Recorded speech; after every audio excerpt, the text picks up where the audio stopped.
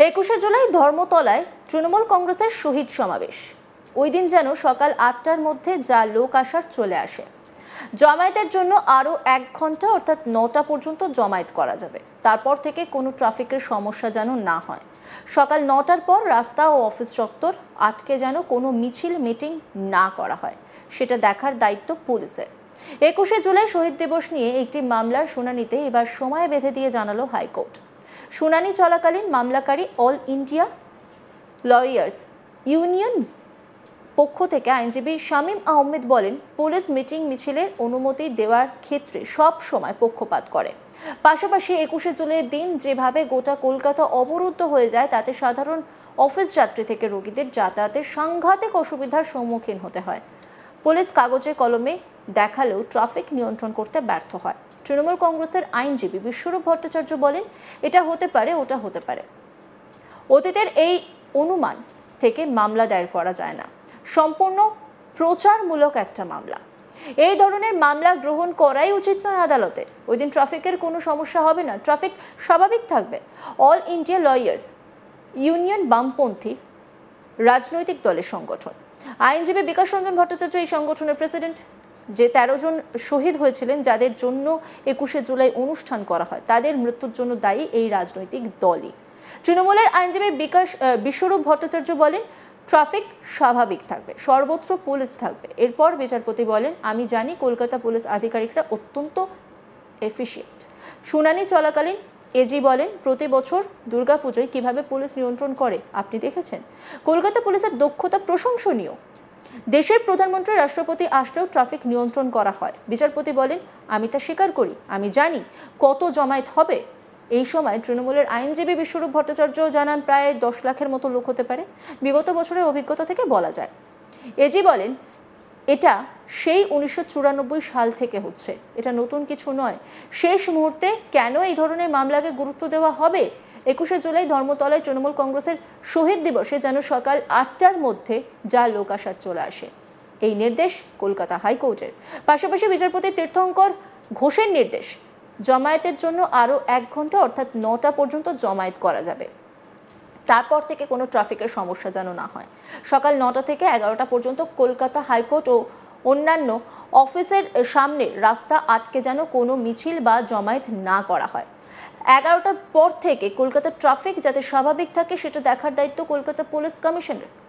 শাসক দলের দেওয়া তথ্য অনুযায়ী প্রায় 10 লক্ষ লোকের জমায়েত হতে পারে ওই দিন। এই গোটা বিষয় নিয়ে একটি রিপোর্ট তুলে ধরেছেন আমার কলিগ, দেখব। 21শে জুলাইয়ের সমাবেশের ওপর একাধিক বিধিনিষেধ আরোপ করলো কলকাতা হাইকোর্ট। বিচারপতি তীর্থঙ্কর ঘোষ নির্দেশ দিয়েছেন, সকাল 8টার মধ্যে যেন সমস্ত সমাবেশ বা বলা যায় যে সমস্ত মিছিল সম্পন্ন করা হয় এবং বেলা 9টা পর্যন্ত সেই মিছিলকে ধর্মতলায় অর্গানাইজ করার সময় দেওয়া হয়েছে। 9টার পরে কোনো রকম রাস্তা অবরোধ করে মিটিং মিছিল করা যাবে না। 9টার মধ্যে যেন ধর্মতলা ভিক্টোরিয়া চত্বরে সমস্ত সমাবেশ স্থিত হয়।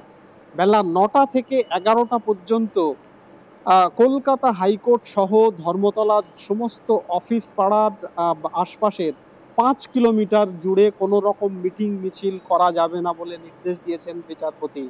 একই সঙ্গে কলকাতার নগরপালকে বা পুলিশ কমিশনারকে নির্দেশ দেওয়া হয়েছে, 9টার পর থেকে যাতে ট্রাফিক সিস্টেম স্বাভাবিক থাকে তা দেখার দায়িত্ব পুলিশের এবং তিনি তার উপরে নজরদারি করবেন।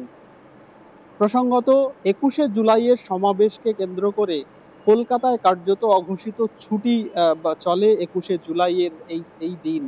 সেই জন্যে পুলিশ প্রশাসন যাতে ট্রাফিক সিস্টেম স্বাভাবিক থাকে সেটা সুনিশ্চিত করুক, এই আর্জি জানিয়ে কলকাতা হাইকোর্টে দায়ের হয়েছিল মামলা। সেই মামলায় কার্যত ক্ষোভ প্রকাশ করেন বিচারপতি তীর্থঙ্কর ঘোষ। তিনি রাজ্যের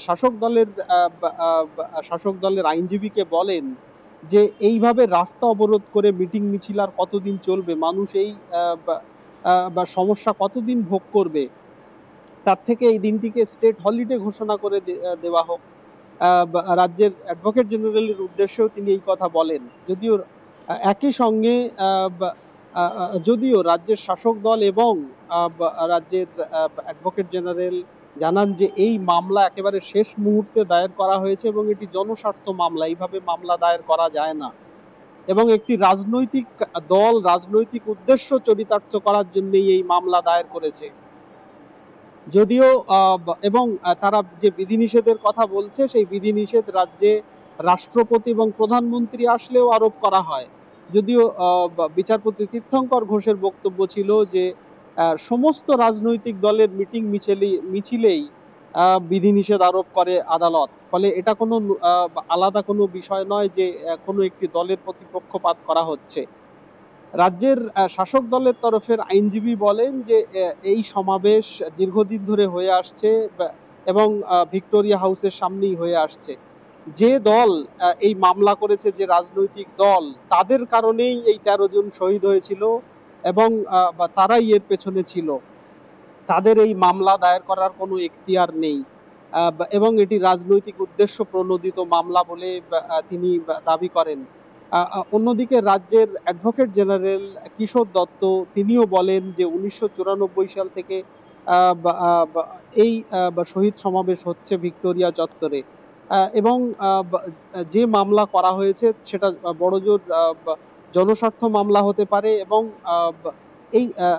এইভাবে যেভাবে পুলিশের ভূমিকা নিয়ে মামলা করা হয়েছে তা করা যায় না এবং তিনি পুলিশ যেভাবে কলকাতার পুলিশ ভিড় নিয়ন্ত্রণ করে তার প্রশংসাও করেন এবং বলেন যে কলকাতায় দুর্গাপূজাকে যেভাবে পুলিশ নিয়ন্ত্রণ করে তা আদালতের মহামান্য বিচারপতিও জানেন। বিচারপতি তীর্থঙ্কর ঘোষ তিনিও বলেন যে পুলিশের দক্ষতা নিয়ে তার কোনো সন্দেহ নেই, কিন্তু 21শে জুলাই যেভাবে রাজ্যের শাসক দলই জানিয়েছে যে প্রায় 10 লক্ষ লোক হাজির হয় কলকাতায়, ফলে স্বাভাবিকভাবেই কলকাতা অবরুদ্ধ হয়ে যাওয়াটাই স্বাভাবিক। তার জন্য বিচারপতি রাজ্যের শাসক দলকে বিকল্প জায়গার সন্ধান করতেও বলেন। তিনি জানান যে এবছর একেবারে শেষ মুহূর্তে তিনি আর এই বিষয়ে হস্তক্ষেপ করবেন না, কিন্তু আগামী বছর থেকে যাতে অন্য জায়গায় এই অনুষ্ঠান করা হয় তার জন্য বিকল্প জায়গার সন্ধান করুক রাজ্যের শাসক দল, এমনটাও তিনি জানিয়েছেন।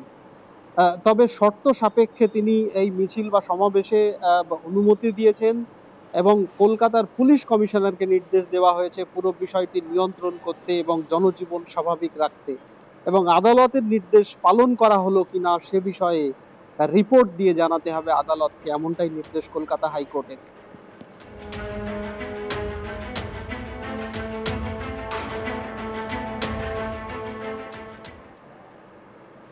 অন্যান্য খবরের আপডেটের জন্য অবশ্যই নজর রাখুন আজ তাক বাংলার ইউটিউব স্ট্রিমিংয়ে। লাইক, কমেন্ট, শেয়ার এবং সাবস্ক্রাইব করতে ভুলবেন না।